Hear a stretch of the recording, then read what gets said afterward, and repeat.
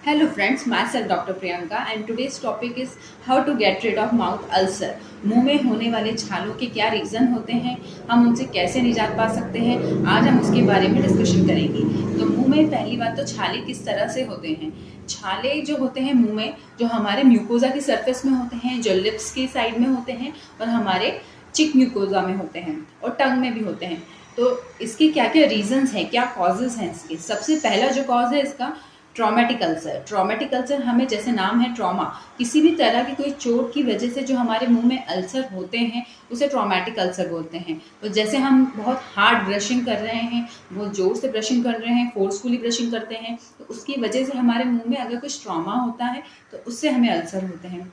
Second, अगर आप denture where हैं, अगर आप डेंचर पहनते हैं तो वो उसका कोई भी पॉइंट अगर आपको लगातार आपके म्यूकोजा में प्रिक होगा तो उस जगह आपको अल्सर हो सकता है। थर्ड पॉइंट, अगर आप कुछ भी आपके टूथ में डिकेड है और उसका कोई भी शार्प एज रह गया है उस दांत में, तो वो दांत आपकी टंग की साइड वाली जो सरफेस होती है उसमें आपको अल्सर हो सकता है। यह है ट्रॉमा के कारण जो आपके मुंह में होने वाले ulcer. Second topic is stress. Second जो कॉज है इसका स्ट्रेस की वजह से भी हमें अल्सर होते हैं। अगर हम बहुत ज़्यादा साइकोलॉजिकली बहुत ज़्यादा स्ट्रेसफुल सिचुएशन में रहेंगे और बहुत दिनों तक रहेंगे तो उसकी वजह से भी हमें मुंह में अल्सर हो जाते हैं। And third is brace. अगर आप ऑर्थोडोंटिक ट्रीटमेंट करा रहे हैं, दांतों में जो ऑर्थो ट्रीटमेंट ब्रेसेस लगाए जाते हैं, अगर आप वो ट्रीटमेंट करा रहे हैं तो उसकी वजह से भी आपको जो अपर लिप है, जो आपके लिप म्यूकोजा है, उसके अपर साइड में आपको अल्सर होने के चांसेस होते हैं। ये रहे डेंटल से रिलेटेड, ट्रॉमेटिक रिलेटेड कारण, स्ट्रेस से रिलेटेड कारण। अब हम जानेंगे कि और क्या क्या कारण हैं। जैसे हम विटामिन डिफिशिएंसी से भी अल्सर होते हैं। अगर हमें न्यूट्रिशन की डिफिशिएंसी रहेगी, विटामिन B12 की स्पेशली, तो हमें अल्सर होने के चांसेस बहुत ज़्यादा रहते हैं। अगर B12 की डिफिशिएंसी रहती है तो हमारे म्यूकोजा में एक तरह से वीकनेस हो जाती है, जिसकी वजह से हमारे दांत में होने वाले कोई भी स्पाइसी फूड अगर हम कुछ लेंगे तो उसमें अलग ही एक बर्निंग सेंसेशन आपको महसूस होगा।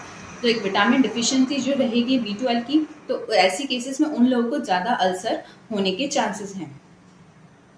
एंड फिफ्थ पॉइंट इस माउथ में होने वाले जो आपकी किसी भी तरह की केरीज है।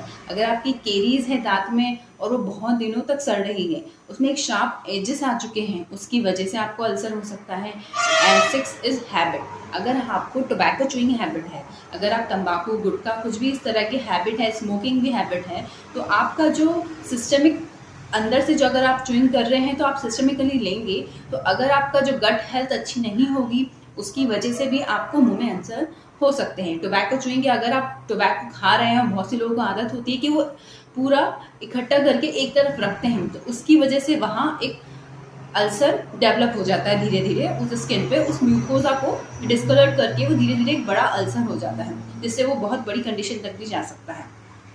ये हमारी हैबिट्स है। इन्फेक्शन, बैक्टीरियल इन्फेक्शन होते हैं, कुछ वायरल इन्फेक्शन होते हैं, कुछ फंगल इन्फेक्शन होते हैं। तो बैक्टीरियल इन्फेक्शन की वजह से अगर हमारी इंटेस्टाइन में हमारा पूरा फूड डाइजेस्ट नहीं हो पा रहा है, तो ठीक से अगर डाइजेशन नहीं हो पाता है आपको, तो उसकी वजह से भी कई बार माउथ में अल्सर देखे गए हैं। एक वायरल इन्फेक्शन होता है, जैसे हर्पीज़ जो वायरल इन्फेक्शन होता है, ऐसी कंडीशन में आपके माउथ के कॉर्नर्स में भी एक छोटे छोटे अल्सर हो जाते हैं, जो टंग में, जो लिप्स में आपके हो जाते हैं, उसको वायरल इन्फेक्शन की वजह से वो होने वाले अल्सर हैं। और एक है फंगल इन्फेक्शन। फंगल जो कैनेडियासिस होता है, जो आपकी टंग पोर्शन में होता है, वो फंगल इन्फेक्शन की वजह से अल्सर होते हैं। ये हमने बात करी। और अगर आप ज़्यादा सिट्रस फूड लेते हैं तो भी आपके अल्सर होने के चांसेस होते हैं। अब हम देखते हैं कि इसमें हम क्या क्या ट्रीटमेंट कर सकते हैं। तो सबसे पहले आपको अल्सर का होने का कॉज देखना पड़ेगा कि आपको किस वजह से अल्सर हो रहा है। अगर आपको ट्रॉमेटिक हो रहा है तो आपको वो जो रीज़न है जिस वजह से आपको उस पोर्शन में बार बार तकलीफ हो रही है तो वो रिमूव करना पड़ेगा। अगर आपका पॉइंटेड डेंचर है जो एक पॉइंट पे बार बार प्रिक हो रहा है, तो आपको अपने डेंटिस्ट के पास जाके उसको ट्रिम करा के स्मूथ करना पड़ेगा। अगर आप हार्ड ब्रशिंग कर रहे हैं उसकी वजह से आपको अल्सर हो रहा है, तो आप एक सॉफ्ट ब्रिस्टल का ब्रश यूज़ कीजिए, जिसकी वजह से आपको ट्रॉमा ना हो पाए, दांत के जो मसूड़े हैं वो छिले नहीं, आप इजीली ब्रश कर पाए। तो सबसे पहले आप सॉफ्ट, अल्ट्रा सॉफ्ट जो ब्रिस्टल्स आते हैं वो यूज़ कर सकते हैं। सॉफ्ट ब्रिस्टल जैसे आपकी कंडीशन है माउथ की, उसके अकॉर्डिंग आप यूज़ कर सकते हैं। एंड थर्ड इज आपको जो भी अगर आपको डिफिशिएंसी है तो आप उसकी सप्लीमेंट लेना स्टार्ट कर दें। लेकिन वो आपको कैसे पता चलेगा? जब आप B12 का टेस्ट कराएंगे। अगर आपको किसी भी तरह की वीकनेस हो रही है, B12 में बहुत सारे सिम्टम्स होते हैं, तो उसमें से माउथ अल्सर भी एक सिम्टम है, तो उसमें आपको ब्लड टेस्ट कराना होगा। अगर आपको उसकी डिफिशिएंसी पाई गई है तो आपको B12 की सप्लीमेंट्स ले सकते हैं। विटामिन डी भी आपको सप्लीमेंट्स के तौर पे मिलता है, या आप नॉर्मल सनलाइट से भी विटामिन डी ले सकते हैं। और अगर आप बहुत ज़्यादा स्पाइसी फूड लेते हैं, बहुत ज़्यादा गर्म खाना खाते हैं, तो वो हैबिट्स भी आपको सुधारनी पड़ेगी कि आप बहुत ज़्यादा सिट्रस फूड, स्पाइसी फूड और बहुत ज़्यादा गर्म खाना एकदम अगर माउथ में डालेंगे तो उसकी वजह से भी अल्सर हो सकता है। तो अल्सर में ये रहा, जो कॉजेज़ हैं वो आपको रिमूव करना पड़ेगा, उससे आपके अल्सर को ठीक होने में हेल्प होगी। अब रहा इसका ट्रीटमेंट, आप होम रेमेडी के थ्रू उसको कैसे ठीक कर सकते हैं।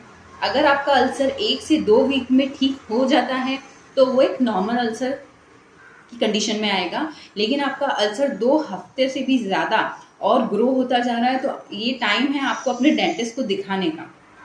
आप उससे पहले भी दिखा सकते हैं, लेकिन अगर वो अल्सर नहीं ठीक हो रहा है तो आपको तुरंत किसी को दिखाना है, अपने डेंटिस्ट को दिखाना है, ताकि वो उसको सही ट्रीटमेंट दे पाएँ। दूसरा, आप घर पे अल्सर कैसे ठीक कर सकते हैं? सबसे पहले तो आप अगर हनी का सेवन करेंगे, हनी को अपने डाइट में करेंगे तो एंटीबैक्टीरियल होता है, वो आपकी गट हेल्थ के लिए भी अच्छा होता है। साथ में आपके जो म्यूकोजा होता है, जो ओरल म्यूकोजा होता है, उसको भी एक लुब्रिकेंट देता है, तो उससे आपका हीलिंग प्रोसेस होगा वो जल्दी होगा। एलोवेरा जेल, एलोवेरा के जो ड्रिंक्स आते हैं वो आप ले सकते हैं, उसमें भी वो हीलिंग होगी। उसमें बहुत ज़्यादा फाइबर कंटेंट होते हैं जो आपके म्यूकोजा के लिए बहुत अच्छा है। आप विटामिन सी ले सकते हैं, जो बहुत स्ट्रांग नहीं, लेकिन आप उसको पानी में डाइल्यूट करके विटामिन सी ले सकते हैं। विटामिन सी की टैबलेट्स आती है, वो भी ले सकते हैं। आप एक अच्छा सैग माउथ वॉश यूज़ कर सकते हैं, वो माउथ वॉश आपको एक बार ही करना होता है, वो यूज़ कर सकते हैं। लेकिन normal alcohol based mouth wash आपको अल्सर के टाइम नहीं करना है। जिस साइड आपको ट्रॉमा है या जिस साइड आपको लगा है, उस साइड आपको अल्सर है, उस साइड आपको किसी भी तरह का ब्रशिंग भी नहीं करना है। आप दांत में कर सकते हैं, लेकिन उस म्यूकोजा की साइड आपको उस साइड ब्रश नहीं करना है थोड़े दिन, जब तक कि वो हील नहीं हो जाता है। और बहुत सारे ट्रॉपिकल ऑइंटमेंट आते हैं जिसको आप यूज़ कर सकते हैं, जिससे आपको होने वाले पेन से आप रिलीफ पा सकते हैं। या आप खाना खाते हैं तो आपको उसमें बहुत ज़्यादा बर्निंग सेंसेशन होता है या पेन होता है, उससे आप रिलीफ पा सकते हैं। तो एक डोलू जेल करके एक ऑइंटमेंट आता है ट्रॉपिकल, जिसको आप अपने फिंगर क्लीन करके उसमें लीजिए, जिस जगह आपको अल्सर है वहाँ लगाइए, उसको 5 to 10 मिनट छोड़ दीजिए, फिर आप कुछ भी रिंस करके खाना खा सकते हैं। उससे आपको अल्सर जल्दी हील भी होगा। म्यूकोपेन करके आता है, सेम प्रोसीजर की तरह आपको यूज़ करना है। वो उसमें एक एनेस्थेटाइन मेडिसिन होती है, जिससे वो एरिया एनेस्थेटाइज हो जाता है, इससे आपको खाना खाते वक्त उसमें पेन नहीं होगा। तो ये अल्सर के रीजंस हैं। एंड हनी और एलम पाउडर जो होता है, फिटकरी का पाउडर, उससे भी आप कुल्ला कर सकते हैं। ये मैं बहुत सारी रेमेडीज बता रही हूँ, आपको 1 या 2 रेमेडी से ही हेल्प हो जाएगा। सबसे ज़्यादा तो आप हनी का यूज़ करेंगे, अगर डेली 2 टाइम 1 स्पून अगर हनी भी अगर आप मुंह में लेते हैं, उससे भी आपके म्यूकोजा में और अल्सर में काफ़ी हेल्प हो जाएगा। और आपको B12 के सप्लीमेंट्स स्टार्ट करने हैं, विटामिन B कॉम्प्लेक्स के सप्लीमेंट भी स्टार्ट करेंगी, तो भी आपका अल्सर हीलिंग फास्ट हो जाएगी।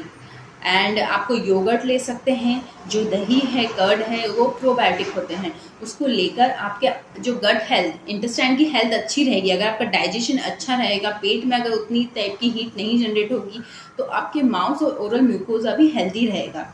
तो उसमें जो प्रोबायोटिक होते हैं वो आपके अल्सर को हीलिंग में भी हेल्प करेंगे और फर्दर जो दूसरे अल्सर डेवलप भी नहीं होने देंगे। तो ये सारे होम रेमेडीज़ हैं, मेडिसिन है जो आप यूज़ कर सकते हैं। सबसे पहले तो आपको जानना है कि आपका कॉज क्या है, और आप अपने डेंटिस्ट को दिखाइए कि वो रीज़न क्या है। और एप्पल साइडर विनेगर भी आप ले सकते हैं, एप्पल साइडर विनेगर लेंगे। लेकिन ये बहुत सारी चीज़ें हैं, आप 1 या 2 रेमेडी यूज़ करिए, उससे आपको, अगर आपका नॉर्मल अल्सर है तो उसमें जल्दी रिलीफ हो जाएगा। Thank you so much. और किसी भी तरह का कोई क्वेश्चन है आपको इससे रिलेटेड, तो आप मुझे कमेंट बॉक्स में लिख सकते हैं। And please like and subscribe my channel. Thank you so much. Stay healthy and keep smiling. Thank you.